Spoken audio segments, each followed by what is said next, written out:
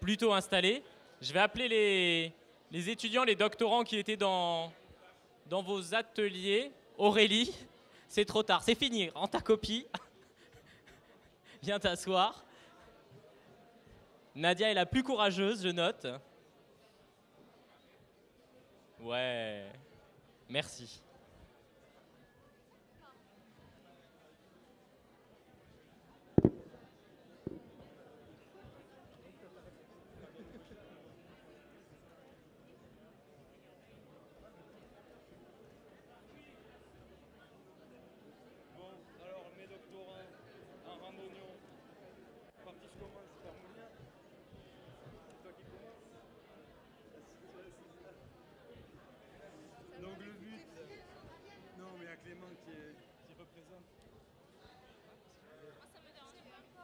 Alors vas-y. C'est Nadia qui se lance. Allô, allô. Ouais, ça marche.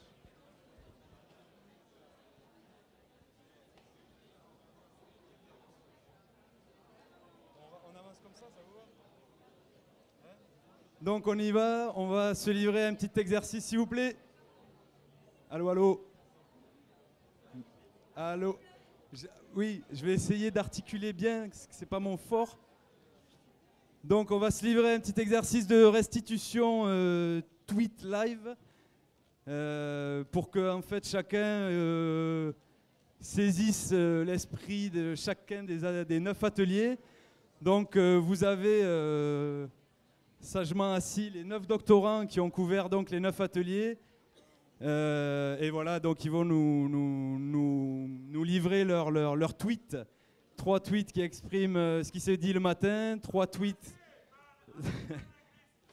Je ne connais pas la traduction française. On pourrait Message court. Message court, merci Nadia. Donc on va commencer justement par Nadia Larina. Donc elle est doctorante, elle travaille sur la participation des publics aux projets culturels. Elle est russe, donc elle travaille sur une comparaison France-Russie. Donc Nadia, elle a suivi l'atelier conditions matérielles. On t'écoute Nadia. Voilà, donc j'ai travaillé pendant l'atelier les conditions matérielles de la participation, mais je viens de comprendre que dans mes messages courts, je ne parle pas assez des conditions matérielles. Mais bon, j'ai fait ces messages en forme de citation. Donc, excusez-moi si je reformule un peu vos citations, chers intervenants et participants. Donc, je commence. Les trois messages courts de la table ronde du matin. Yvan Détraz, artiste, architecte. Ce qu'on appelle la participation ne marchera pas sans l'action collective sur un territoire. Il faut... D'accord. Vous voulez que je répète ? Ce qu'on appelle la participation ne marchera pas sans l'action collective sur un territoire. Il faut qu'un événement devienne un début d'une histoire. C'est pas un tweet, c'est trop long. Ah. J'essaie de compter, mais je ne suis pas forte en maths. Donc, exemple de prise de pouvoir et de prise d'espace. Il faut qu'il crée de l'utopie dans la générosité. C'est bon ? Éric Troussicot, commissaire d'exposition, scénographe. La participation ne s'apprend pas, ça se pratique autour d'une table qui permet de publiciser l'espace. La participation est une étape, mais l'objectif est l'émancipation. Je tremble. C'est bon. Patricia Cajnaï, cinéaste, mouvement Réelle Démocratie. On sent l'urgence de la démocratie réelle face à la difficulté de tout réinventer et de la volonté citoyenne de participer et d'éclater les cadres. C'est bon ?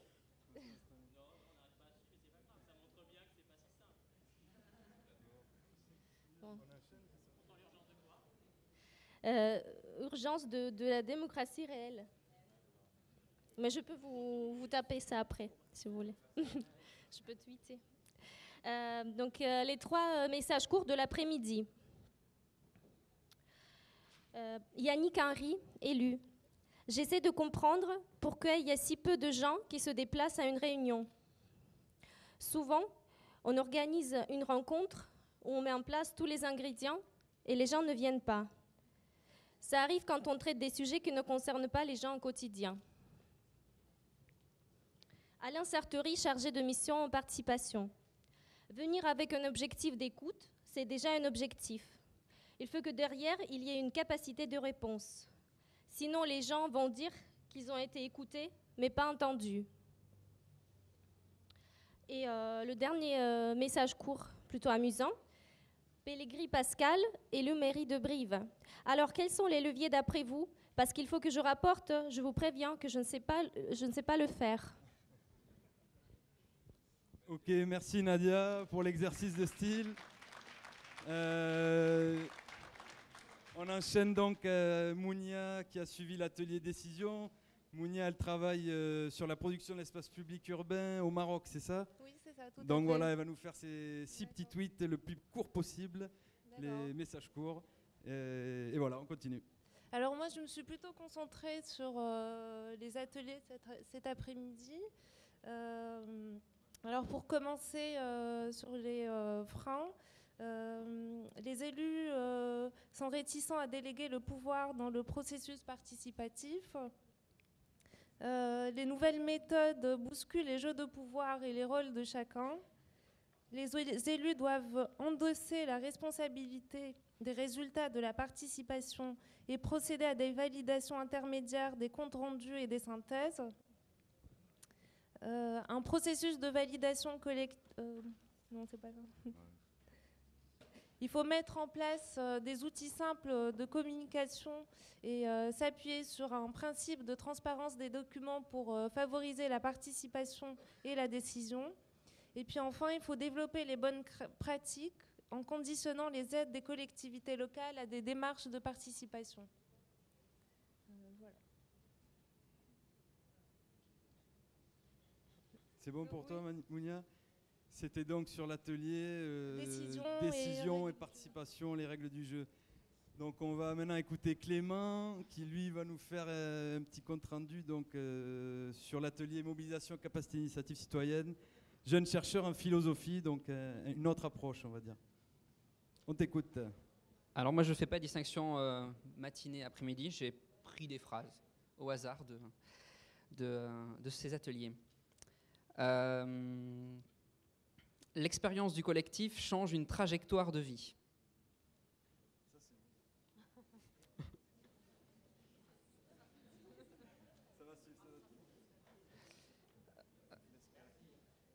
Ça, c'est beau. L'enjeu est de passer d'une logique du rapport de force à celle du dialogue.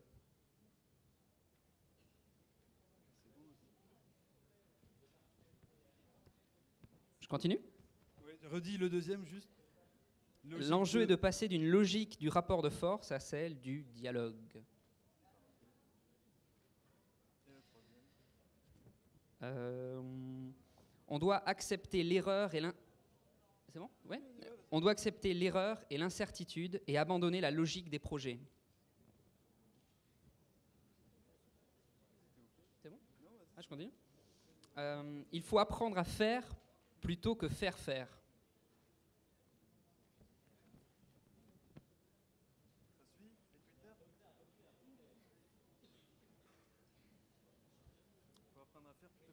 Il faut apprendre à faire plutôt que faire faire. Allez, on enchaîne.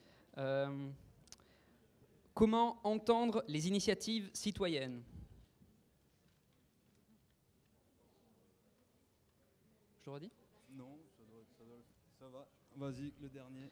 Et le dernier, alors, je ne sais pas si c'est trop long. Alors, les publics absents existent ailleurs. Pourquoi devraient-ils venir ? Pourquoi n'irions-nous pas vers eux ? Ok, merci Clément pour... Ah, pardon. On le redit une dernière fois ? Les publics absents existent-ils ailleurs ? Pourquoi devraient-ils venir ? Pourquoi n'irions-nous pas vers eux ?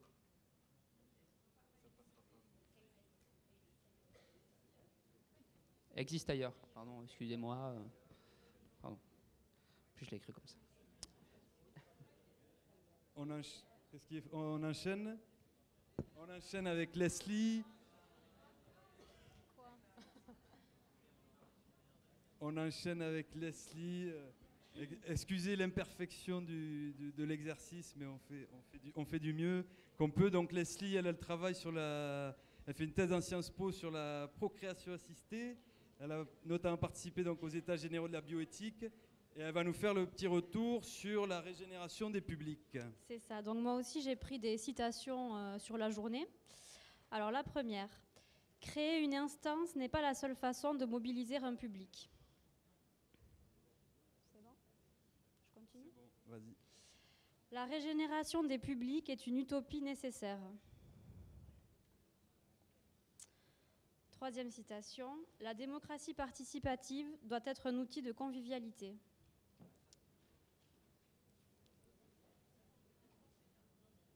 J'enchaîne. Il ne faut pas que l'engagement citoyen coûte. La démocratie participative, c'est de l'enrichissement collectif. Et la dernière, quand on participe, il faut avoir le sentiment que ça peut servir à quelque chose. Voilà, merci Leslie. Ça suit les Twitter ou qu'est-ce qu'on fait? On passe au doctorant suivant quand même. On les reprendra, voilà. Donc on passe avec Alexandra, qui est doctorante en Sciences Po, qui fait une thèse sur la construction des politiques publiques en matière d'autisme. Elle a donc suivi l'atelier sur la complexité et la capacitation citoyenne. Donc on t'écoute, Alexandra. Merci. Quelques morceaux choisis sur l'atelier complexité, capacitation et participation politique. Le premier tweet, ce serait complexité, capacitation, participation égale intelligence collective. Le deuxième tweet, accompagnement des experts, de la maïotique à la manipulation. C'est un morceau choisi de l'atelier. La maïotique, c'est le fait d'accoucher. Redis-le celui-là, j'ai l'impression qu'il plaît. De la maïotique. Non mais l'ensemble du tweet. Accompagnement des experts, 2 points. De la maïotique à la manipulation. Ensuite, le troisième tweet. London Citizens et Arpenter, 2 points, 2 approches de la capacitation citoyenne.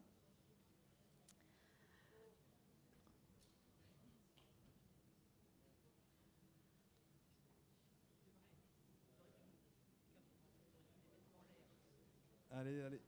Ça va, ensuite, les propositions qui en ont découlé. Donc, proposition de points, charte, probité, animation, partage, écoute, formation, culture de la participation. Ça suit ? Ah non, ils sont encore sur...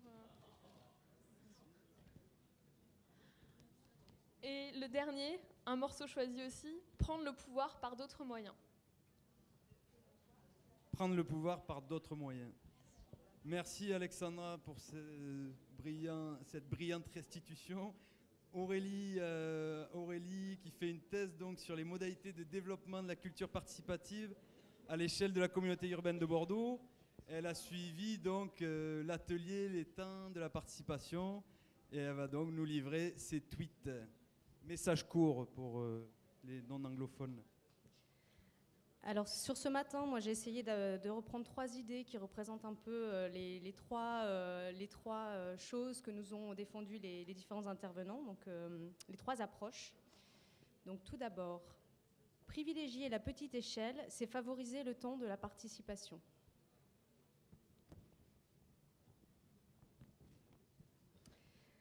Ensuite, l'éphémère, est-ce une préfiguration de quelque chose qui viendra plus tard ou déjà quelque chose en soi? C'est la poésie. Et enfin, sur le matin, la forme de la participation peut donner envie de donner de son temps. Super, merci. Pardon. Alors ensuite, sur l'après-midi, donc j'en ai 3 sur les freins, les leviers et préconisations. Donc le frein, qui est multiple finalement. On n'a jamais assez de temps. Le temps, c'est de l'argent. Apprendre à participer demande du temps. Le levier, Considérer que le temps donné par les citoyens, c'est un investissement pour la communauté.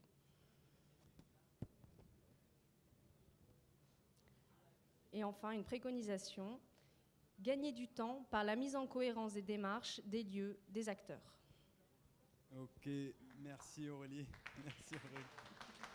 Applaudissements. Alors on continue avec Célène, qui elle a suivi l'atelier sur les conflits et qui travaille sur une thèse sur les trajectoires résidentielles des immigrés turcs à Bordeaux. Et elle, tu complètes ou non, ça suffit? Non, ça suffit. Ça suffit. Donc sur l'atelier des conflits. Oui, alors le premier tweet, c'est... Avec le micro bien. Oui, ok. Il n'y a plus de démocratie sans conflit. L'enjeu est donc de saisir sa négativité dynamique. Et négativité dynamique entre parenthèses, s'il vous plaît. Le problème du conflit dans la participation, c'est que dès qu'il émerge, on n'est pas là pour parler de ça, disent les élus.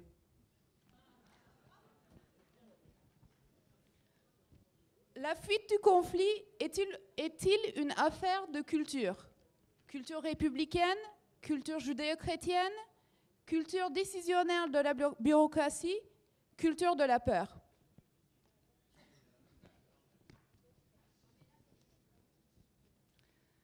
Et la dernière, puisque j'ai pu en créer que 4, faire une place dynamique au conflit dans la participation, c'est d'abord le donner une espace co-construite, puis bien clarifier la demande et les motivations des commanditaires, et ensuite accompagner...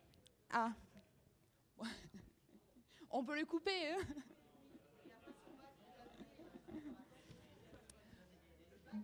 Fini, Célène.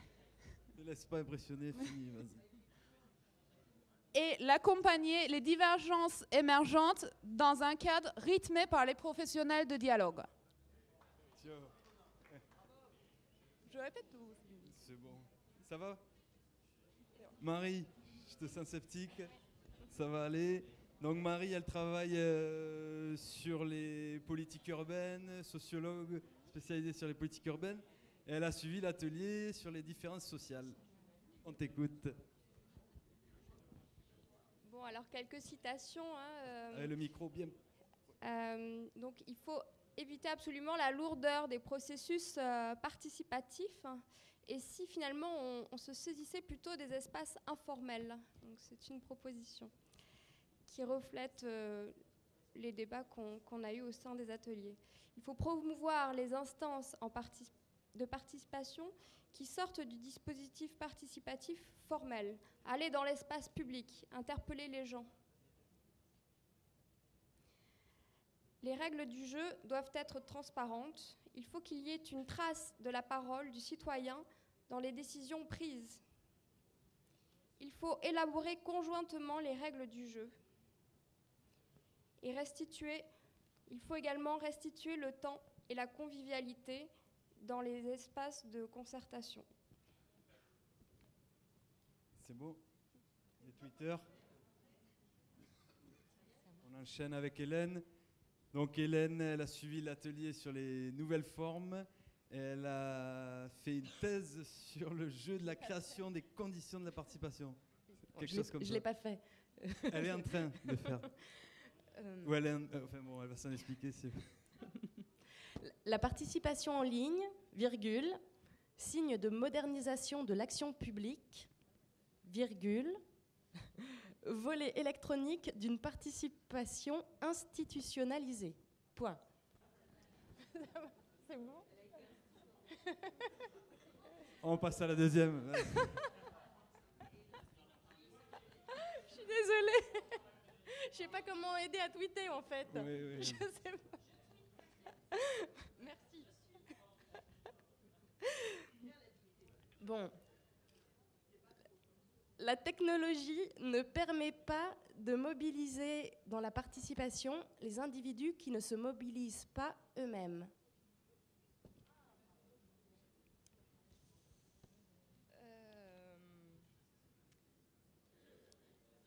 C'est bon? La dernière? Tu en as une dernière? Tu en as une dernière? De quoi? Tweet? Un dernier tweet? Mais j'en ai encore 4. Vas-y. Pardon, excuse-moi. Les principaux freins à la participation numérique: manque de matériel, de maîtrise numérique, de temps, plus suspicion, difficulté d'expression, anonymat.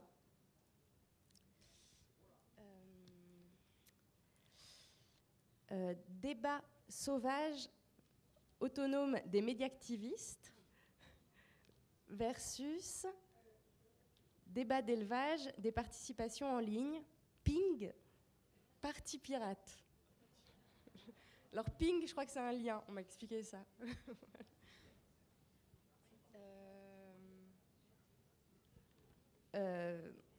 En pratique, virgule, pardon, recueillir des problèmes, soit, mais aussi raconter des histoires à succès.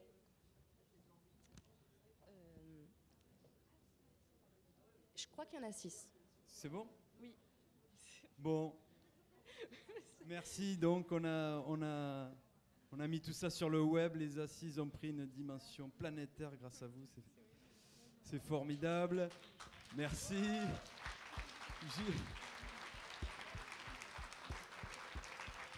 Juste pour vous dire, donc là c'était vraiment, on a improvisé ce temps-là. De toute façon, derrière, ils vont nous écrire de vrais articles, des vrais articles construits, argumentés, référencés. Vous aurez de quoi lire et de quoi prendre connaissance de ce qui s'est passé dans les ateliers où vous n'avez pas pu être. Et puis je crois qu'on enchaîne directement avec Joël Zask et Philippe Corcuff, et donc Damien et Pierre-Georges qui vont venir animer ce débat. Merci pour les doctorants. Merci. Oui, et merci à Blandine Grandchamp et à Frédéric Brouard qui ont eu cette merveilleuse idée des tweets. Non, mais au-delà de l'anecdote, on voit bien que c'est des outils qui se développent et l'idée c'était de voir quel effet ça fait aussi à la manière dont on pense. Et on voit bien que c'est pas si simple. Et on voit bien aussi que les jeunes ne sont pas forcément des tweetos et des adeptes. Et ça rejoint ce que nous disait Laurence Monnoyer-Smith ce matin, finalement. Les gars, il faut 4 micros. Ah oui, c'est ça. Ce midi d'ailleurs. On s'installe ? Philippe, merci. Donc, vous deux au milieu, nous sur les côtés, on vous encadre. Allô? Allô? On s'était dit d'abord vous et après Philippe, parce que vous êtes sur la participation en général. Philippe se remet sur et politique. Alors le doctorant qui a oublié son sac,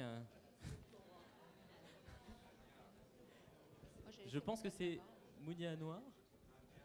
Bon, elle va revenir de toute façon parce que je pense qu'elle ira pas loin. Donc Simon Alsac. Oui, donc merci d'être encore là, d'être resté jusque-là pour écouter cette conférence, cette discussion. Je pense que vous n'allez pas être déçus.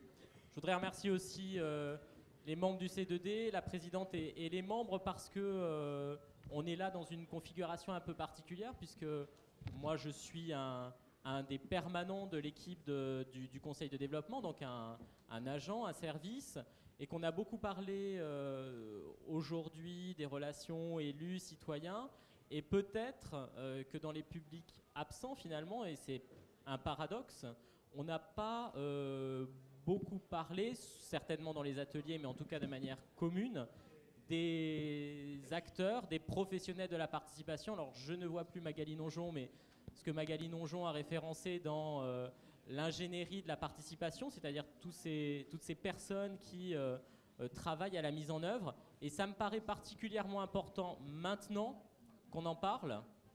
Pourquoi ? Parce que on a vu qu'hier, Pierre Rosanvallon avait réussi à montrer qu'il était certainement pertinent et utile à la démocratie qu'il y ait un espace de participation et que donc il y ait des formes un peu permanentes de la participation. Du coup, aujourd'hui en atelier, qu'est-ce qu'on court comme risque ? Celui que on ait généré des solutions et qu'on ait l'illusion, certainement, qu'il suffirait aux techniciens que nous sommes de mettre en œuvre ces techniques, ces outils, ces propositions pour que la participation idéale advienne.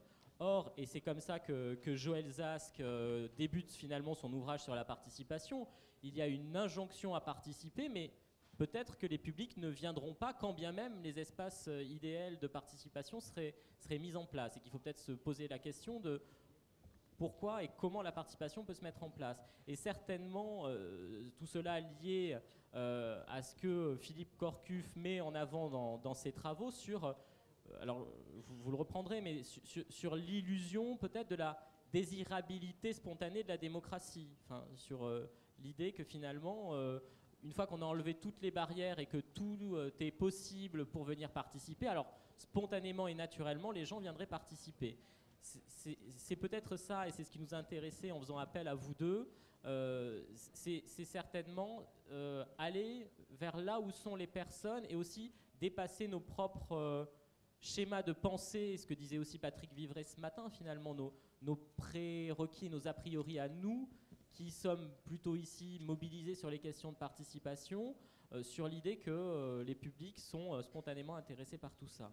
Donc je vais laisser d'abord Joël Zask, puisque son travail montre que la participation, elle existe ailleurs, et pas exclusivement sur le champ politique, peut-être commencer à introduire. Philippe Corcuff dira aussi un peu, lui, quelques éléments sur sa pensée, puis bon, un dialogue s'installera un petit peu entre deux, et Pierre Georges, que je remercie d'avoir au débeauté accepté de co-animer cette table ronde. Donc Pierre, qui est un membre du conseil de développement, qui est un candidat spontané, c'est-à-dire que spontanément, quand on a recomposé le conseil de développement, il a dit moi j'ai envie d'en devenir membre, qui va pouvoir aussi peut-être commencer à poser des premières questions pour que justement des citoyens, là où ils sont, disent pourquoi ils veulent participer. Joël Zask, on commence, merci. Voilà, merci de cette invitation, me fait très plaisir. Le livre que j'ai écrit s'appelle « Participer ». Je n'ai pas mis EZ au bout, j'ai mis ER et c'était très volontaire. D'une part pour éviter l'injonction précisément, indignez-vous, participez, bon ça aurait été une boutade. Et puis d'autre part aussi pour mettre un verbe et pas un nom. C'est-à-dire un verbe, c'était une action. Et participer, je l'ai abordé vraiment comme justement un ensemble d'activités, comme un faire, comme un ensemble d'actions qu'on peut, disons, décrire. Et moi, mon travail, qui est un travail de philosophe, ça a été de repérer des modes de participer différents et des phases de participer différentes et coordonnées les unes aux autres. Alors, comme vous l'avez rappelé, ce travail est venu d'une espèce d'irritation à l'égard d'un emploi un peu abusif du mot participer et du mot participation. Usage abusif dans la mesure où il y a quand même quelque chose de très illusoire dans le fait de convoquer les gens, citoyens ou autres, dans des dispositifs qui ne sont pas de leur fait, à la constitution desquels ils n'ont absolument pas participé précisément, et dans lesquels ils sont appelés à jouer un rôle, un peu comme, on va dire, un mécanisme supplémentaire qui fait fonctionner la machine, et en particulier, et entre autres, qui la légitime également, qui en légitime l'existence. Alors, ce que je voudrais dire aussi, d'abord, rapidement, c'est que cette forme, je dirais, illusoire de participation que j'ai appuyée, en gros, appuyée sur le bouton vers lequel la flèche est pointée. Enfin, si on veut résumer, c'est à peu près ça que ça donne. Participer, c'est appuyer sur le bouton. Au moment où on le dit, d'une certaine façon, et de la manière adéquate qui a été décrite dans un quelconque livret. Alors, ce que je voudrais préciser ici, c'est que cette forme illusoire de participation, un peu tronquée, on va dire, qui peut avoir une utilité par ailleurs, mais bon, qui me semble incomplète, n'existe pas qu'en politique, loin de là. On en trouve certaines formes en politique.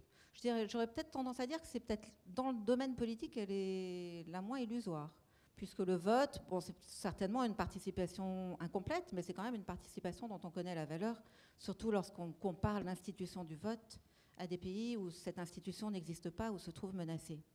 Mais cela dit, on trouve bien sûr, par ailleurs, des formes d'illusion de participation, Par exemple, dans l'art, il y a un art participatif qui parfois l'est effectivement et puis parfois ne l'est pas du tout.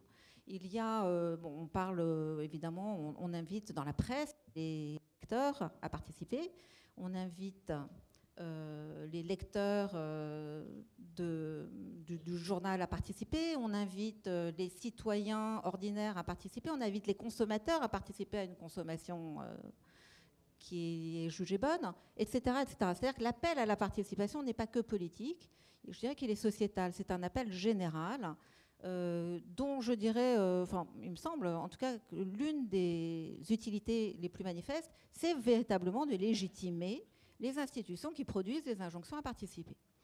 Bien, alors maintenant, le livre que j'ai fait et la réflexion que j'ai faite et que j'ai engagée il y a déjà un moment à travers ma lecture de la démocratie libérale, on va dire, de l'histoire et de la théorie de cette démocratie, ce livre et tout cela ne sont pas négatifs, au sens où je ne m'appesantis pas du tout sur la critique, il y en a même très peu dans mon livre, et dans ceux qui précèdent aussi. Moi, ce qui m'intéresse plutôt, c'est de décrire ce qui me plaît, ce qui marche, ce qui pourrait marcher, ce qui est de l'ordre de l'idéal, ce qui est de l'ordre aussi, je dirais, de la norme, du devoir-être, de l'élucidation également, qui va avec l'application dans la pratique des idéaux qu'on a vaguement dans la tête. Et justement, donc, je voudrais préciser ce qu'on peut entendre par participer. Et pour cela, on peut diviser participer en 3 moments, en quelque sorte. Alors ces 3 moments, je les ai appelés prendre part, premièrement. Deuxièmement, apporter une part. Et troisièmement, ou contribuer, voilà. Et troisièmement, bénéficier d'une part, ou encore, recevoir une part, ou encore bénéficier. Donc le prendre part, le bénéficier, le contribuer, c'était la thèse que j'ai essayé de développer, sont 3 moments corrélés les uns aux autres, ou dans l'idéal qui devrait être corrélé, et on peut appeler justice la corrélation étroite ou la combinaison étroite entre ces 3 aspects, dont je vais dire quelques mots, et puis l'un après l'autre. Alors, avant d'en dire quelques mots justement sur chacun, de dire quelques mots sur chacun d'entre eux, je voudrais aussi insister sur le fait que cette combinaison n'est absolument pas rare, que cette combinaison est même, je veux dire, réalisée spontanément dans la plupart de ce qu'on appelle nos interactions sociales. Quand on discute les uns avec les autres, quand on va au restaurant avec des amis, quand on joue aux cartes, quand on va se promener, quand on fait un cours, bien sûr, enfin, quand ça marche en tout cas, quand on va aussi dans des meetings politiques, quand on va chez son commerçant. Il y a des formes de participation qui combinent ces 3 aspects, qui se mettent, je dirais, spontanément en route et qui peuvent nous servir un petit peu de modèle, ou on pourrait presque parler d'idéal type, sauf qu'il est, comme Weber le faisait, sauf qu'il est vraiment incarné dans le quotidien des gens.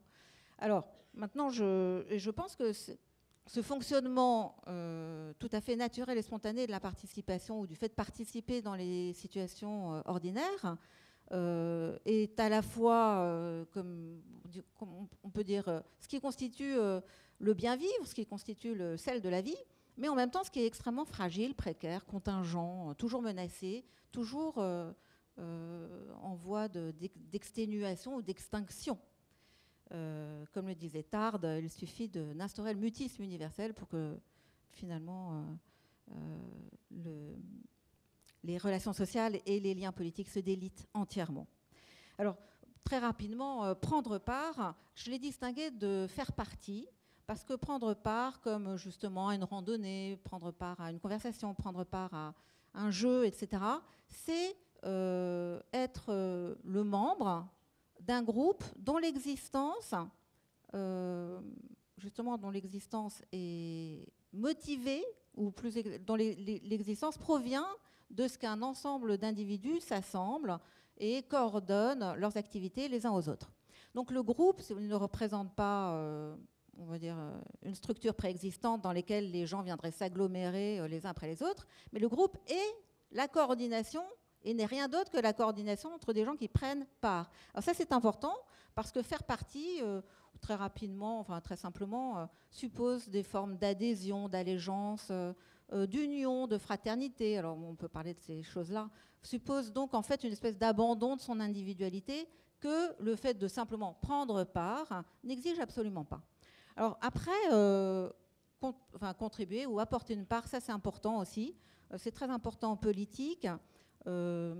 Contribuer, ça veut dire rapidement, ça c'est vraiment un résumé un peu schématique, mais contribuer, ça signifie que dans le groupe, qui peut être petit ou grand, ça n'a pas d'importance, que dans le groupe, chacun apporte ce que j'appelais une part personnelle, en distinguant la part personnelle de la part individuelle. C'est-à-dire, chacun apporte quelque chose qu'il a en propre. Ça ne veut pas dire que cette chose, il l'a créée ex nihilo, ça ne veut pas dire que cette chose, il en est l'auteur, comme Dieu est l'auteur de la création, mais ça signifie que cette chose, il en a eu l'idée en fonction des modes de socialisation dans lesquels il est pris, que cette chose, en quelque sorte, c'est sa réponse, sa reprise, c'est un terme de Merleau-Ponty, la reprise qu'il fait de ce que lui donne l'association, de ce que lui donne le groupe auquel il se trouve lié, pas auquel il appartient, parce que sinon, là, mais auquel il se trouve lié. Donc, moi, par exemple, j'ai l'idée de dire des choses en fonction de ce que me donne mon environnement ou ce que m'apporte mon environnement. Mais en même temps, ce que je dis, ça n'est pas forcément ce que dit tout le monde. Enfin, en tout cas, on peut l'espérer. Et je pense qu'il y a d'ailleurs des différences individuelles remarquables entre la manière dont les gens contribuent à des biens communs ou à des activités communes. Et je dirais d'ailleurs que le groupe qui est constitué de cette façon, il forme une communauté et pas une collectivité, justement. Hein, ce serait plutôt le mot de commun qui s'imposerait dans ce cas-là. Donc voilà pour, en ce qui concerne contribuer, ça veut dire apporter non pas quelque chose d'individuel qui existerait antérieurement à notre association, mais quelque chose qui fait un peu l'interaction, la transition entre nous et le groupe, entre ce que le groupe nous apporte et ce que nous apportons au groupe en quelque sorte. Alors, quand j'ai vu la phrase d'accueil de Ricoeur, la politique, enfin disons la démocratie, c'est justement la contribution à la décision. Je pense qu'en politique, c'est important, j'insiste un tout petit peu là-dessus, c'est important de faire une différence justement entre les différents plans où la contribution des individus peut s'inscrire. Contribuer à la décision, ça veut dire que peut-être quelque chose qui est insuffisant. Et là, je citerai John Dewey qui a justement, je reprends le terme qu'on a aussi un peu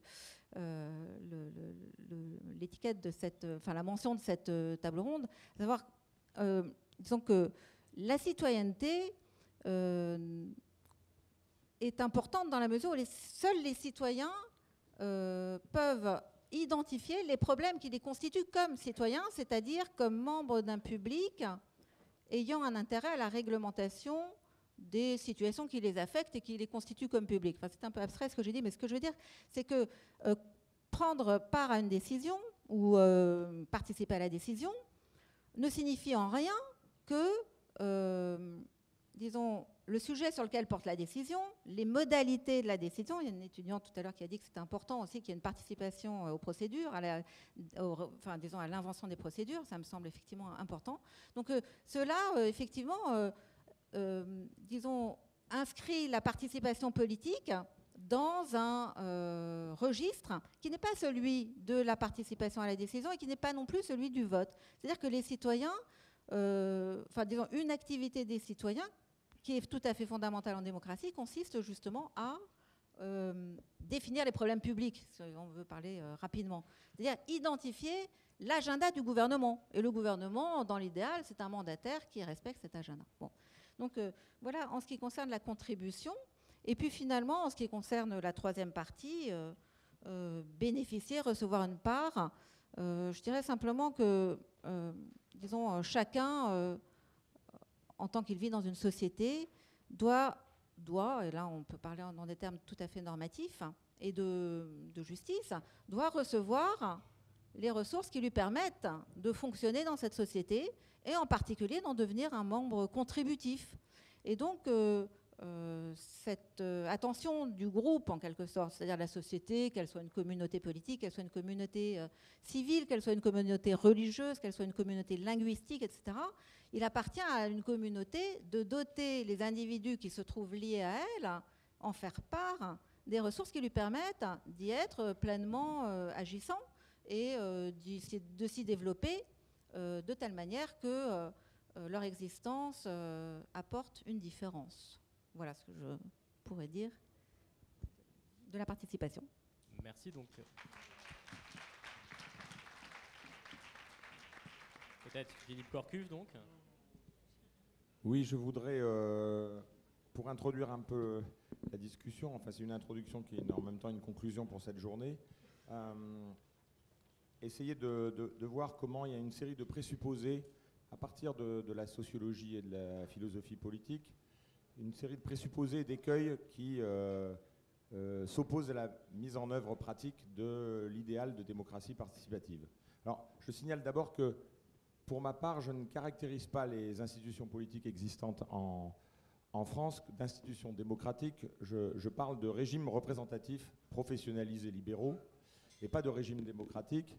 Je rejoins de ce point de vue Cornelius Castoriadis qui parlait d'oligarchie libérale ou Jacques Rancière qui parle d'état de droit oligarchique. Bon.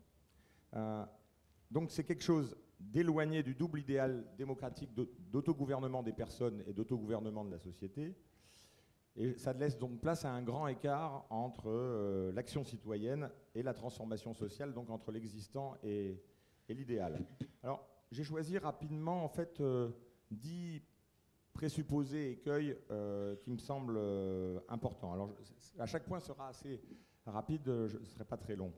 Premier point, ça a été rappelé tout à l'heure, ce que j'appelle un présupposé anthropologique de désirabilité de la participation démocratique. Anthropologie politique parce que de quelle qualité on dote les humains lorsqu'on vise un développement de la démocratie. En tant que démocrates progressistes, nous présupposons fréquemment que la participation démocratique est naturellement désirable pour les humains. Alors nous savons qu'il y a des forces d'oppression qui limitent cette participation, mais nous tendons à croire que si nous nous débarrassions de ces logiques oppressives, les citoyens participeraient largement, activement, continuellement à la vie de la cité, naturellement.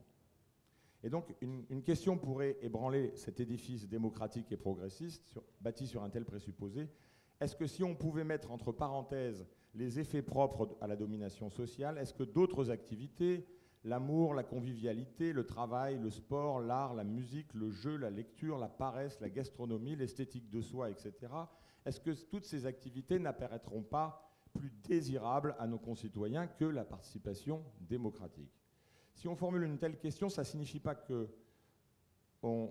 est hostile à la participation démocratique, mais on ne pose plus comme nécessité la désirabilité de la démocratie. On devient non pas un athée de la démocratie, mais un agnostique de la démocratie, afin d'interroger cette évidence. Et donc, si la désirabilité de la démocratie devient souhaitable, elle n'est plus considérée comme naturelle. Ce qui ouvre une autre question pour l'action démocratique, à mon avis, qui était rendue impensable par le présupposé précédent. Comment rendre plus désirable la participation démocratique à côté et en concurrence avec d'autres activités, elles aussi potentiellement désirables?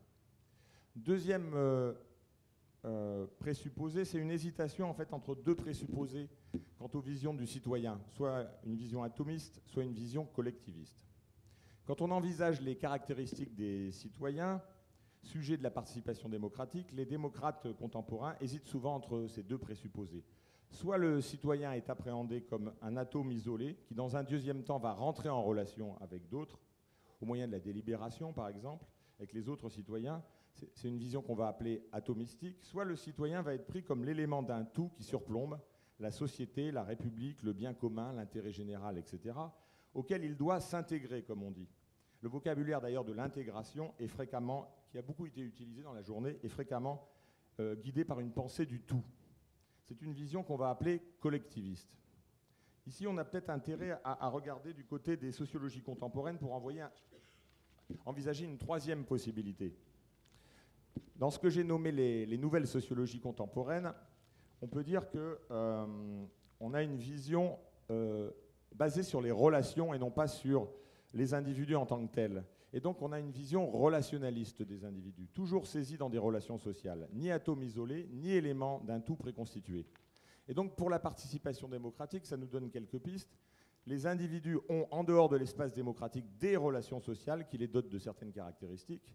en amont donc, et en aval, ils produisent le collectif propre à l'espace démocratique à travers des relations sociales. Bref, à partir de là, la participation démocratique pourrait être vue comme une coopération d'individus lestés par des relations sociales extérieures à l'espace démocratique. Troisième présupposé, c'est un présupposé quant au rapport entre la pluralité humaine et l'espace commun, autour de la question de l'unité et du centralisme. La République se présente souvent comme un bel idéal autour de l'égalité des citoyens et de la constitution d'un espace politique commun. Mais ce que j'appelle les usages républicards, que je distingue de républicains, républicards, de la démocratie, n'ont-ils pas souvent perverti historiquement l'idéal républicain, tout particulièrement en France, en confondant bien commun d'une part et unité et centralisation d'autre part? Le vocabulaire de l'unité, de l'unification et de la centralisation a souvent dominé la vision républicaine, ou plutôt républicarde, de la démocratie. Et dans le couple traditionnel de l'un et du multiple, on choisit sans hésiter la mise au pas du multiple par l'un, la République une et indivisible. Bon, donc, l'étatisme centraliste français, d'ailleurs, renforçant cette caractéristique. Ne peut-on pas penser le bien commun autrement que sous la forme de l'écrasement du multiple par l'un, sans pour autant se laisser aller à l'exaltation de la pluralité, comme dans certaines approches dites postmodernes aujourd'hui, qui ne s'inquiètent pas de la stabilisation de repères partagés dans l'espace démocratique?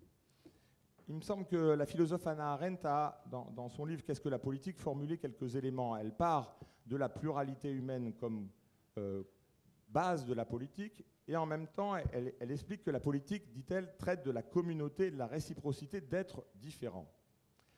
Ça veut dire que la politique consisterait à créer des espaces communs en partant de la pluralité humaine, sans éclairer cette pluralité humaine au nom de l'un. Ce qui voudrait dire qu'il faudrait abandonner le discours de l'unité, de l'unification et de la centralisation. D'ailleurs, aujourd'hui, à titre d'amorce, ce qui domine par exemple le mouvement altermondialiste, c'est le vocabulaire des convergences et des coordinations plutôt que le vocabulaire de l'unité et de l'unification.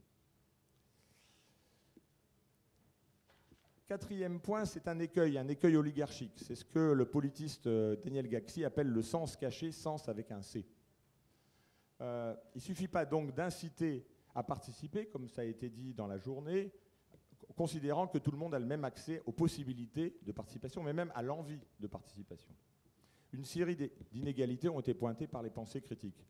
Ça a d'abord été pointé par Marx dans son texte à propos de la question juive, où il pointe l'idée que si l'égalité est postulée dans l'espace politique, on maintient en même temps dans toutes les autres sphères l'inégalité. Et que finalement, cette égalité politique, c'est bien un acquis républicain, mais en même temps, elle est fragilisée constamment par les inégalités qui demeurent dans les autres sphères. Ça a été prolongé ensuite par la sociologie critique d'inspiration de Pierre Bourdieu avec Daniel Gaxi dans son livre « Le sens caché », qui montre la façon dont une série d'inégalités culturelles, entre sexes, entre générations, etc., vont alimenter une nouvelle forme d'inégalité qu'il appelle une inégalité politique entre les professionnels de la politique et les citoyens ordinaires. Et la domination politique va instaurer une série de barrières à la participation des citoyens, un sens caché. Ça passe notamment, nous dit Gaxi, par l'exercice d'un certain type de langage, qui est un langage d'experts, de spécialistes, et qui va provoquer une certaine forme d'incompétence relative du côté des citoyens ordinaires et va les mettre à l'écart, les déposséder des possibilités d'intervention dans les activités politiques. Ça signifierait donc que les incitations à la participation démocratique ne doivent pas oublier ces contraintes sociales sous peine de continuer à restreindre fortement le public de la participation. Autre point, ce que j'appelle un écueil misérabiliste et paternaliste. Il y a un écueil symétriquement inverse à celui pointé par Bourdieu et Gaxi, et dans lequel d'ailleurs tombent souvent Bourdieu et Gaxi eux-mêmes. C'est ce que certains sociologues ont appelé le misérabilisme, c'est-à-dire une certaine façon de voir de haut les milieux populaires qui sont les plus à l'écart de la politique institutionnelle, et on va se les représenter surtout comme démunis, incompétents, aliénés. C'est ce que j'appelle de manière provocatrice, quelque chose qui est très dominant dans les pensées de gauche, ce que j'appelle la pensée monde-diplo, qui décrit des masses complètement aliénées par la propagande médiatique, passive, en attente de leur sauveur suprême qui pourra les faire passer de la caverne aux lumières de la raison. Le misérabilisme débouche donc sur un paternalisme. Les porteurs de ces propos, de ces analyses, se réfèrent pourtant souvent à l'idéal d'auto-émancipation des dominés et des citoyens en général. Cependant, dans cette perspective où les autres sont appréhendés de manière élitiste et méprisante comme une masse informe et passive, il n'y a plus beaucoup de place pour une émancipation des citoyens par eux-mêmes. D'où le glissement subreptice et fréquent de la plupart de ces analyses du verbe pronominal s'émanciper, du type l'émancipation des travailleurs sera l'œuvre des travailleurs eux-mêmes, au verbe transitif émanciper, comme on émancipe les esclaves.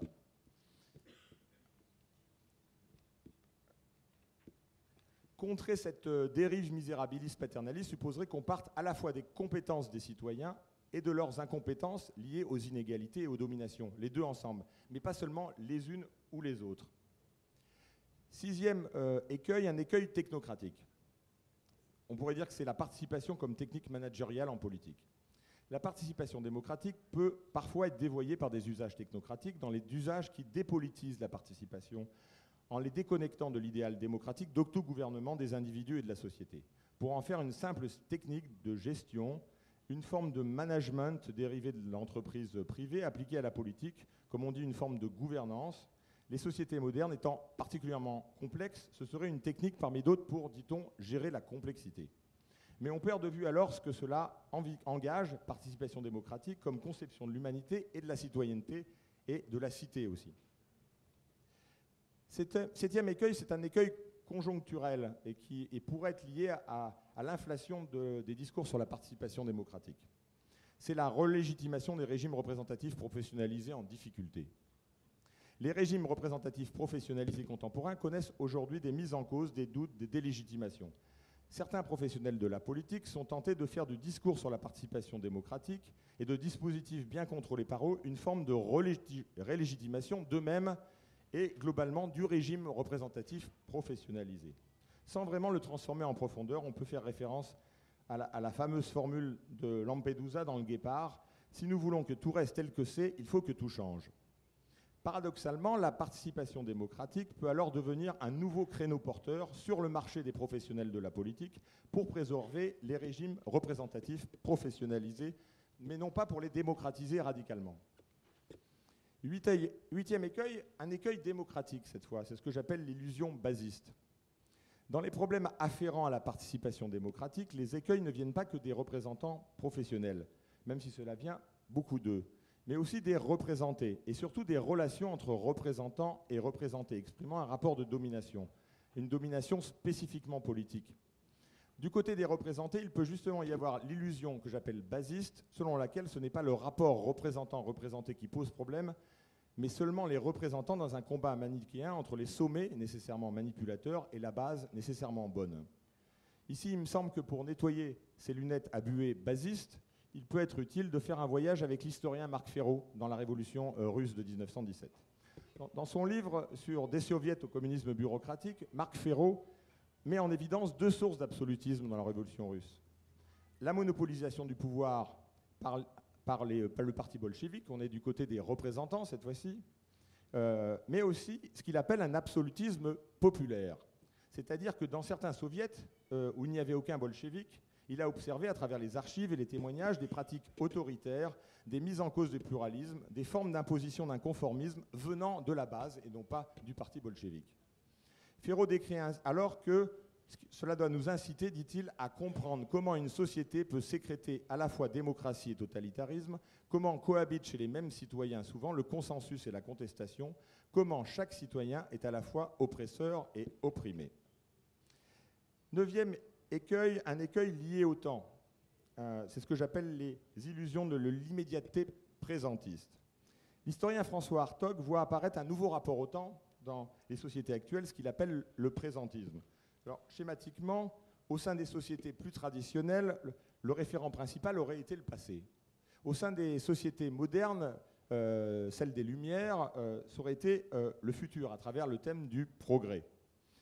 Le futur, aujourd'hui, avec une certaine crise culturelle du progrès et de l'avenir, ce serait le présent qui deviendrait le repère fondamental. C'est ce que Hartog appelle le présentisme. C'est-à-dire un enfermement dans un présent de plus en plus déconnecté du passé comme du futur.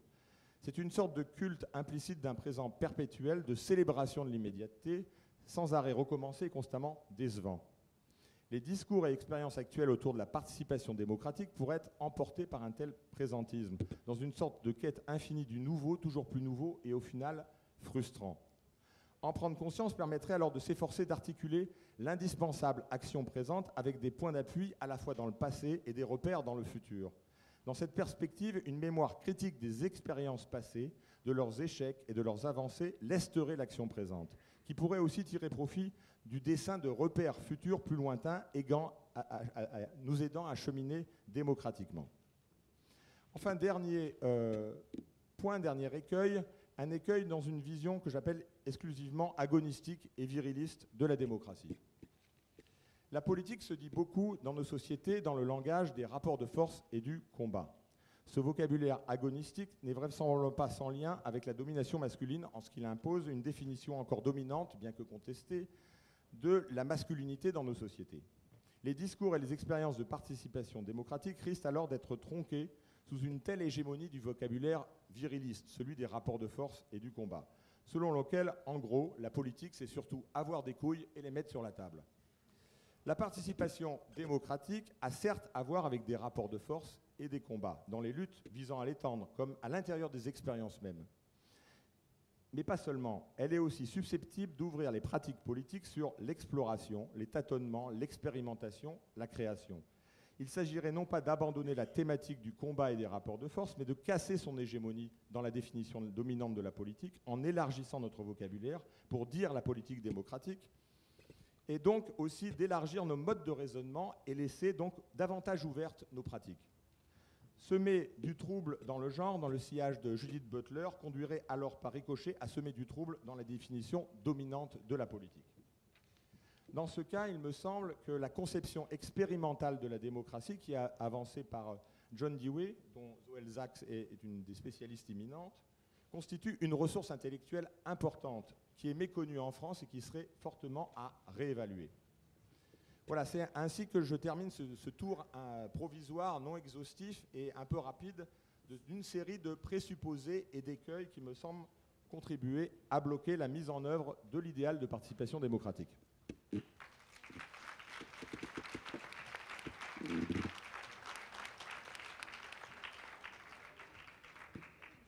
Merci, c'est riche. Joël Zask, du coup, ça vous fait peut-être un certain nombre de points d'approche. Est-ce que vous voulez commenter quelques points de ce que vient de développer Philippe Corcuff, et on demandera pareil à Philippe Corcuff peut-être d'interpeller Joël Zask, de pousser plus loin sa réflexion sur un certain nombre de points. En fait, là, je prends au vol la balle ou la perche qui m'est tendue. Et effectivement, là, dans ma présentation, j'ai mis l'accent plutôt sur la participation ou le fait de participer plutôt au sens large. Lorsqu'il s'agit de politique, les problèmes prennent une connotation un peu différente. Et effectivement, la démocratie expérimentale me semble être une bonne manière de résumer un idéal de revalorisation de la citoyenneté dans un univers finalement où la citoyenneté a été, pour toutes sortes de raisons, surtout dans la thèse, alors j'aime bien le thème de républicarde pour le distinguer du républicanisme, du républicain. Donc en tout cas, dans le cadre de notre pensée républicarde, la citoyenneté a été réduite à la critique. Et ça me semble très problématique. C'est-à-dire que finalement, pour toutes sortes de raisons, le citoyen ordinaire ou le citoyen non ordinaire, peu importe, le citoyen occupe une place très particulière vis-à-vis du pouvoir. Le citoyen est celui qui est défini par la capacité de raisonner, la capacité d'argumenter, par la capacité de régler son action sur la vision de l'intérêt commun et de se dégager de son intérêt particulier. Donc voilà. Donc ça, c'est le citoyen, si vous voulez. Et ce citoyen, finalement, il voit les choses de la même façon que tous les autres. À partir du moment où vous laissez au vestiaire votre identité sexuelle, votre identité ethnique, pas le terme identité n'est pas terrible, mais disons vos caractéristiques vestimentaires, vos caractéristiques professionnelles, vos caractéristiques économiques, etc. À partir du moment où vous êtes effectivement, vous devenez cet individu nu que contemple la théorie libérale, eh bien, il y a fort à parier que votre pensée va ressembler à celle des autres. Et je dirais très schématiquement que le républicanisme ou le républicardisme, ça serait ça. Ça serait l'idée que finalement, on ne peut, on ne peut s'entendre que dans la mesure où notre pensée est la même. Que finalement, la relation idéale, c'est une relation d'identité et que l'égalité repose sur une égalité et non sur justement la pluralité. Donc finalement, que font les citoyens? Les citoyens, ils communient, enfin je schématise encore une fois, hein. Ils communient, c'est-à-dire ils voient le meilleur et ils font le meilleur, contrairement à ce que ferait celui qui est engagé dans ses passions. Donc ils sont tous d'accord parce que justement ils fonctionnent de la même façon et leurs impératifs finalement deviennent relativement uniformes.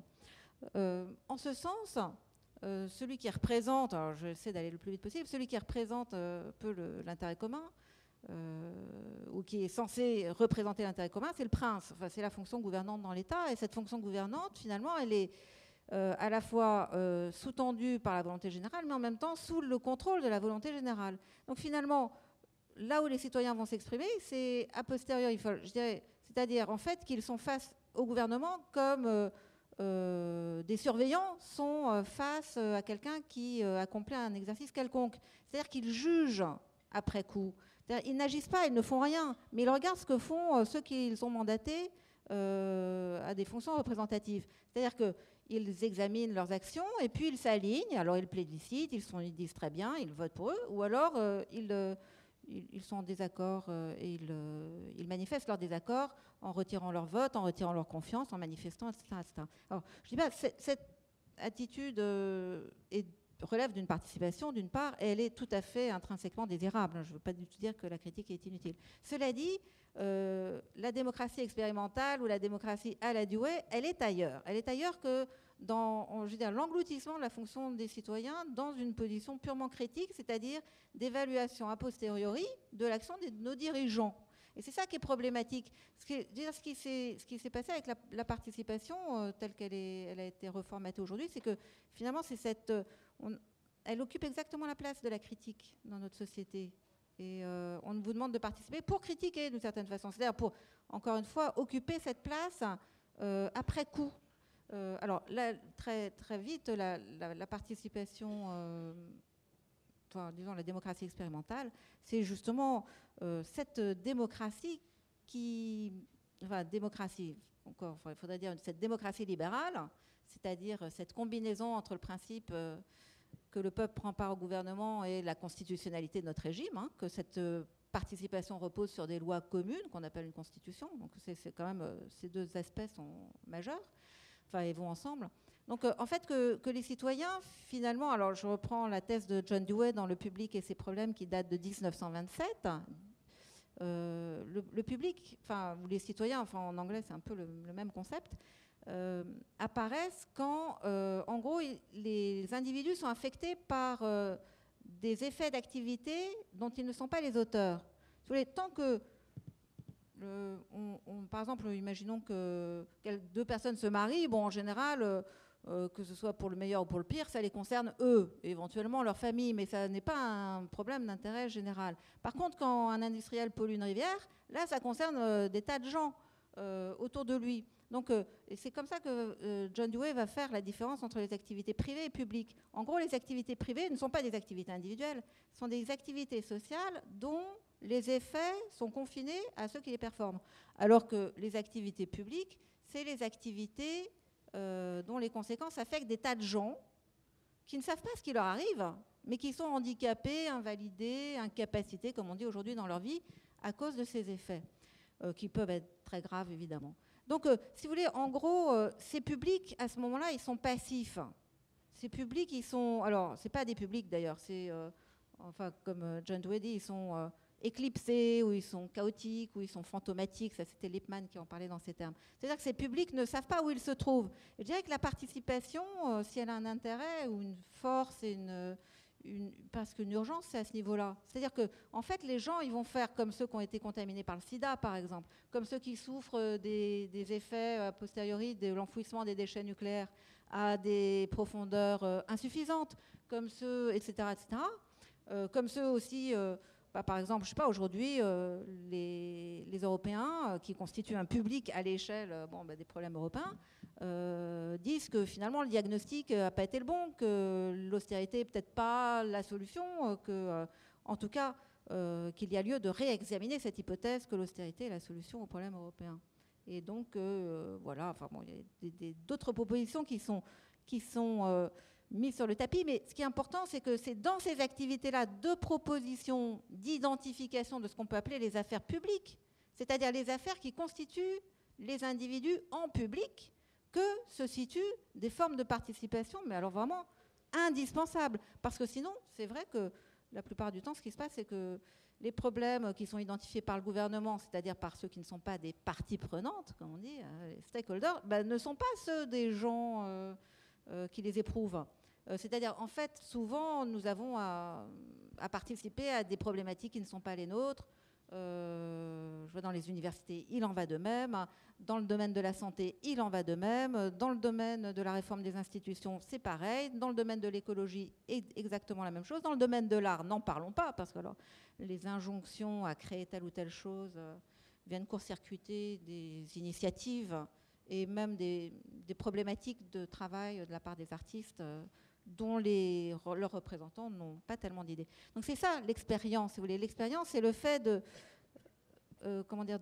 découvrir un cours d'action qui nous transforme de personnes passives en personnes actives. Et ça n'est, c'est-à-dire en acteurs, voilà. Et donc c'est vraiment dans ce processus, dans cette démarche, qui demande qu'on s'associe, bien sûr, c'est dans ce processus que se situe à la fois la chance de compléter une expérience et de changer la donne, je dirais. Voilà. Alors, Pierre, peut-être justement pour commencer cette amorce d'acteurs dans la participation, peut-être commencer par poser une première question et évidemment on vous passera la parole. Voilà, c'est pour initier les questions du public.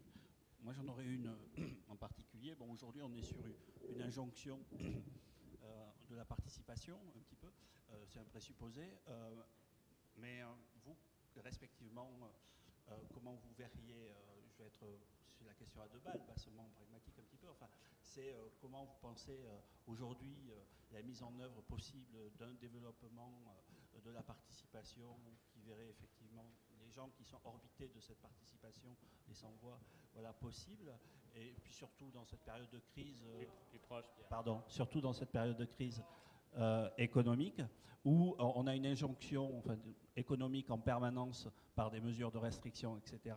Est-ce que ce ne serait pas aussi l'opportunité d'y accoler une injonction démocratique, voilà, tant qu'à faire, pour tenter de contrebalancer cette injonction? Lequel d'entre vous veut répondre? Peut-être Philippe Corcuff un petit peu ou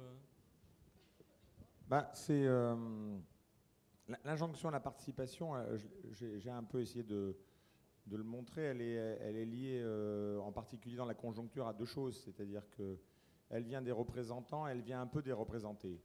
Elle vient des représentés parce qu'il y a des demandes sociales de participation, mais aussi surtout parce qu'il y a une désaffection par rapport aux formes représentatives existantes. Bon.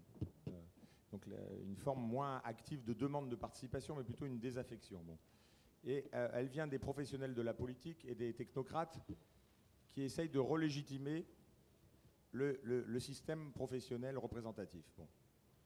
Alors, est-ce que, dans cette rencontre, est-ce que peuvent se créer des vraies brèches démocratiques? C'est ça la question, à partir de là. Hein, parce qu'il faut toujours partir des contradictions des processus. Et, à mon avis, on ne lance pas impunément le discours démocratique, on ne le rend pas appropriable sans que ça ait des conséquences. Je fais une référence, il y a une sociologue belge qui s'appelle Isabelle Ferreiras qui a fait un très beau travail qui s'appelle Critique du travail sur des caissières de supermarché en Belgique. Et la démocratie est au cœur de son travail. Hein, parce qu'elle montre que l'idéal démocratique a tellement été diffusé que la soumission dans l'entreprise capitaliste est de moins en moins acceptée, qu'il y a une demande de quelque chose. Et que ça, c'est lié aussi, c'est pas forcément naturel, mais c'est lié à la diffusion de l'idéal démocratique et du désajustement entre cet idéal démocratique et le caractère, disons, autoritaire et hiérarchique du fonctionnement de l'entreprise capitaliste. Bon. Et donc, dans la diffusion de cet idéal, il y a des possibilités qui s'ouvrent, et donc il y a des contestations. Donc il y a toujours des possibilités de se saisir.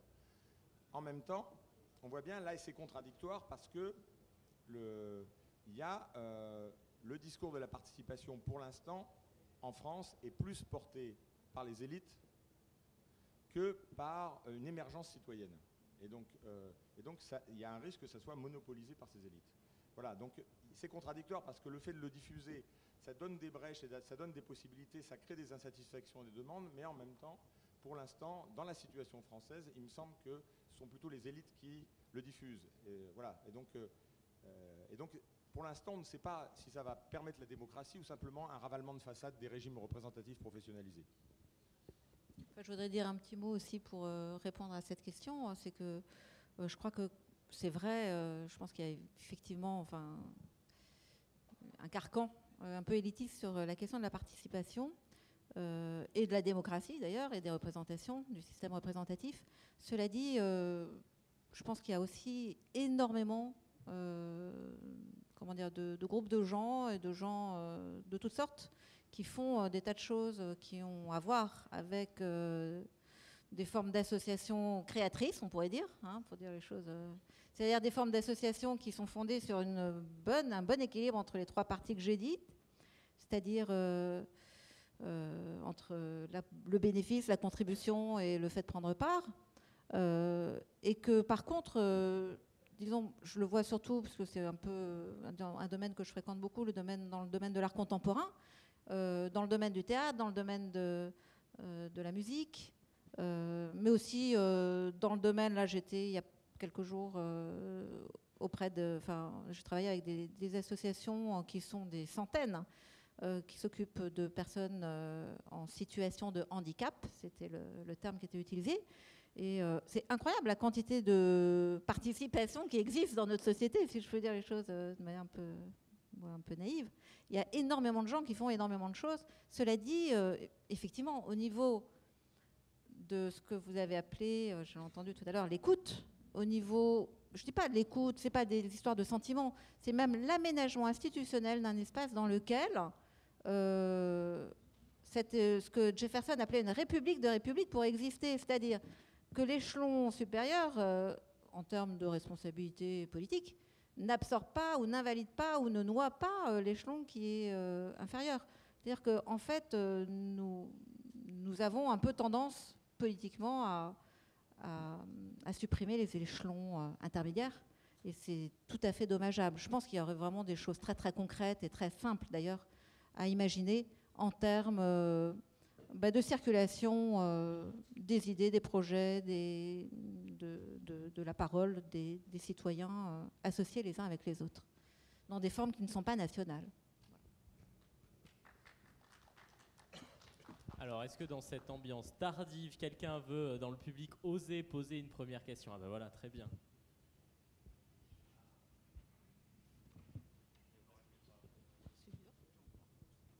Oui, merci. Alors, peut-être une question qui va peut-être paraître un petit peu décalée, iconoclaste, mais ça me titille depuis que j'ai décidé de participer à ce séminaire. Ça pourrait se résumer en 3 mots, et l'entreprise dans tout ça. C'est-à-dire qu'il est assez symptomatique que quand on parle de participation, on exclut presque naturellement le domaine de l'entreprise. Ça paraît presque naturel que dès qu'on passe le portail et qu'on a badgé, on se dépouille de ses oripeaux de citoyens. C'est pourtant pas si éloigné que ça, où la période où, par exemple, le must de la gestion des ressources humaines dans les entreprises, c'était les cercles de qualité, par exemple. Ça a disparu des écrans radars. Et donc, je veux un petit peu votre avis. Comment se fait-il que quand on parle de participation, l'entreprise en est exclue?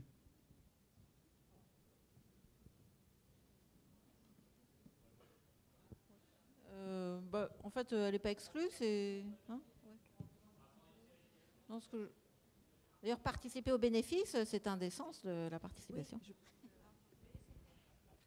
je voulais juste revenir sur une expression, je crois de M. Gourcuff, qui a parlé du bien public et de sa dérive, ou je ne sais pas, que le bien public ne serait plus le bien commun, ou en tout cas aurait dérivé et pourrait renvoyer à quelque chose d'assez jacobin, en fait, qui pourrait écraser en réalité ce qu'on peut aussi appeler le bien commun. Est-ce que j'ai bien compris? Est-ce que vous pouvez revenir sur cette notion du bien public, qui n'est plus du tout le bien public, en fait, ou l'intérêt public? Est-ce que c'est ce que vous aviez voulu dire ou j'ai pas bien compris? Alors on va prendre une série de questions. On retient celle-là encore. D'accord. Il y a de la contestation, donc on va répondre à l'injonction.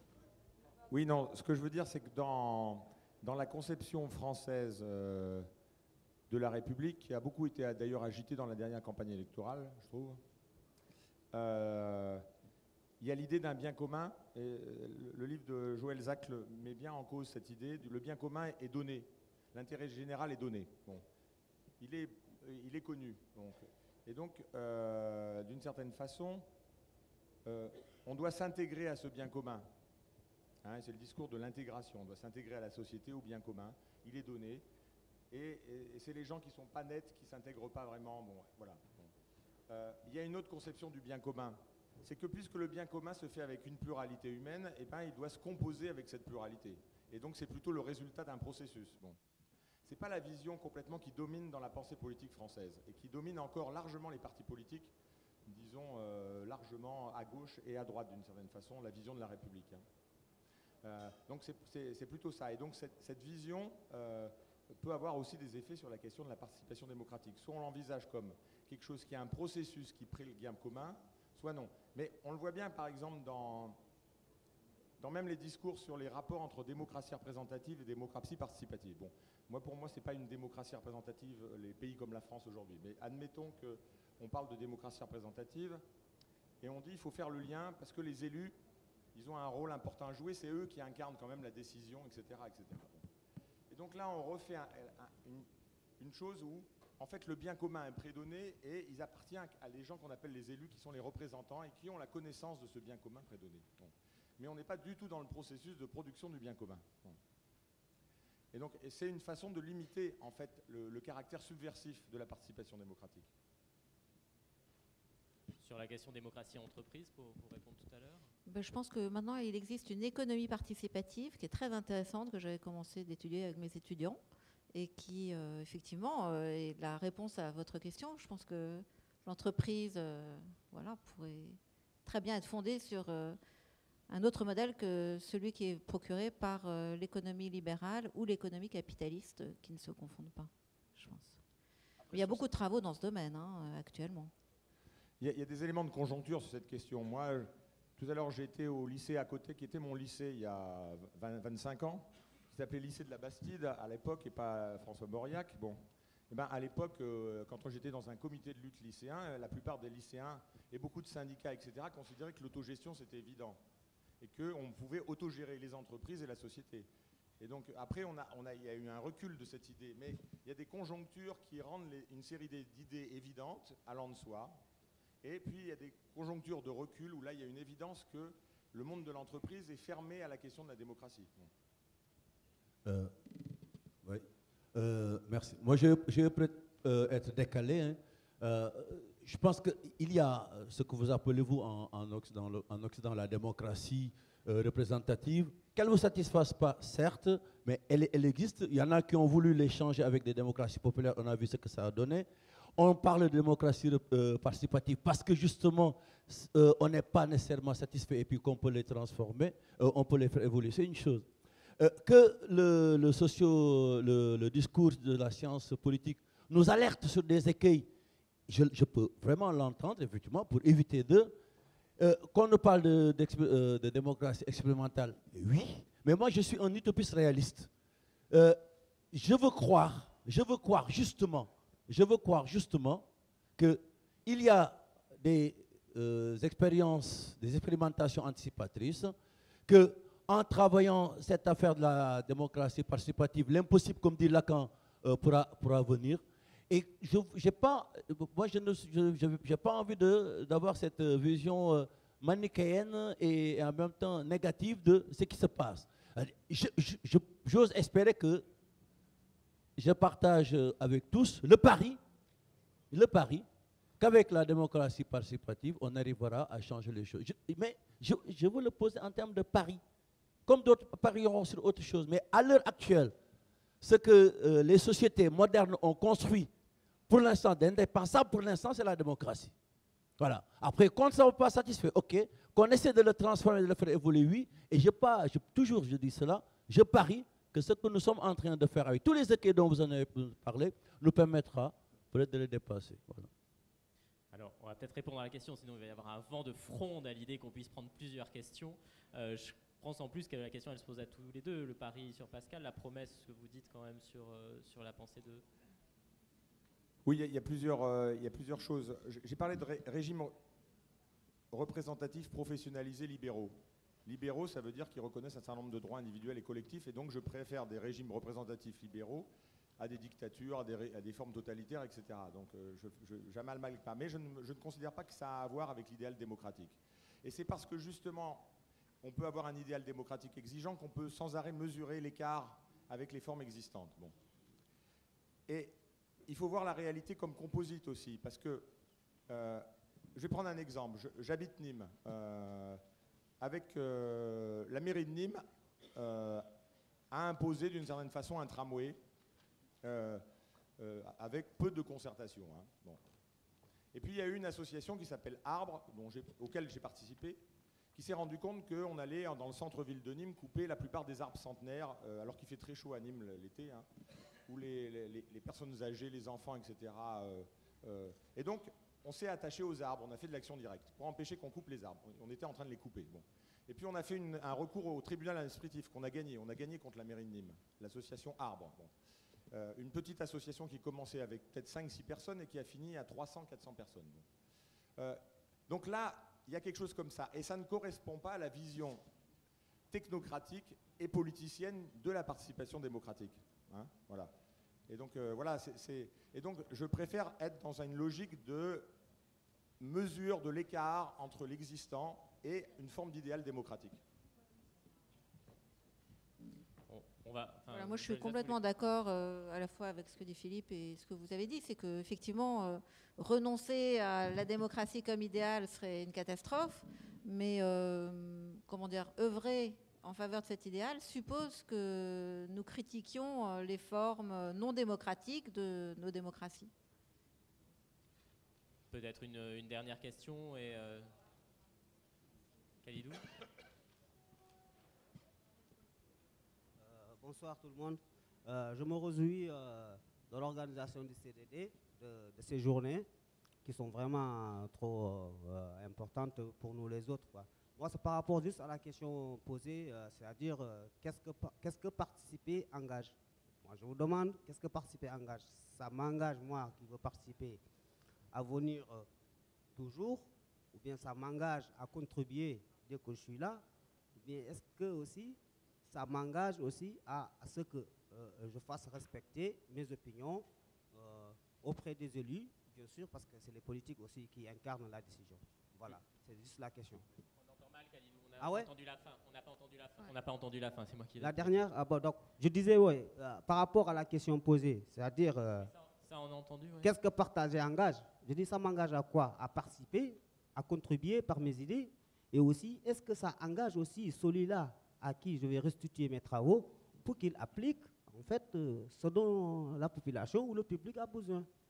C'est une question simple. Oui, oui, tout à fait. C'est-à-dire au niveau des effets. Est-ce que ça va avoir des effets au niveau de la politique publique? Voilà. Et ça me semble très important. Enfin, c'était aussi un des enjeux de ce que j'ai dit, c'est que enfin, on voit participer comme quelque chose qui vient de l'individu, qui va donner au groupe, mais il faut absolument que le groupe crée auprès des individus des possibilités de réalisation de soi, des possibilités d'action, des possibilités aussi de marquer son histoire, tout simplement, de rentrer, de devenir un être historique. Il y a énormément, enfin, si on s'amuse à dissocier les trois parties de la participation, on voit bien, par exemple, que quelqu'un qui contribue sans rien recevoir en échange, c'est ce qu'on appellerait par exemple un exploité, quelqu'un qui, quelqu'un qui par contre bénéficie sans contribuer, c'est un profiteur. Bon, enfin, on pourrait faire toutes sortes de combinaisons de ce type, mais en tout cas, ça me semble très important qu'une participation indique également que le groupe aménage pour l'individu un espace d'action, premièrement, et deuxièmement, qu'il reconnaisse son action. Donc les théories de la connaissance, les théories de la reconnaissance viennent se greffer à ce niveau-là. Parce que si quelqu'un fait quelque chose qui change la donne, mais que moi je lui dis bah non, Ça sert à rien ce que tu as fait, ou d'ailleurs je ne l'ai même pas vu, d'ailleurs tu n'existes pas.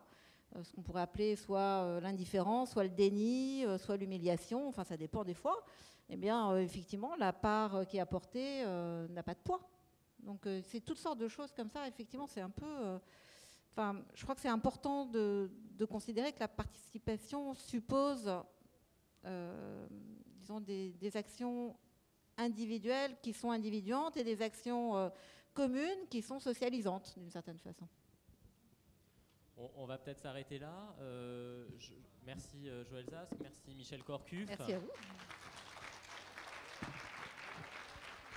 Avant de vous laisser merci partir... à ceux qui sont restés aussi. Pardon ? Merci à ceux qui sont restés. Oui, tout à fait. Merci un peu difficile. Quelques petits mots de conclusion de la part de Fabienne Brugère, donc la présidente du Conseil de développement. Merci beaucoup. Là, vraiment... Donc, je crois qu'on a passé effectivement 36 heures extrêmement intéressantes qui ont commencé avec la conférence de Pierre Rosanvallon hier soir et qui se termine maintenant avec cette conférence en duo de Philippe Corcuff et de Joël Zask.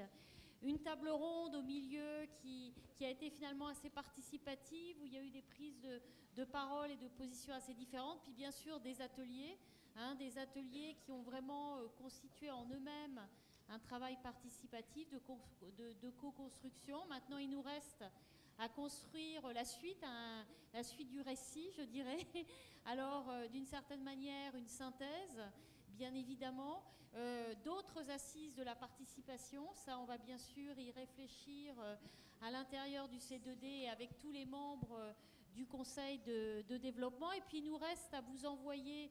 Alors, je ne sais pas si nous le ferons par voie de courrier ou par voie électronique, le panorama que nous sommes en train de réimprimer de la participation sur toutes les communes du territoire, ce qui concerne aussi les institutions comme les conseils de développement, précisément les associations aussi.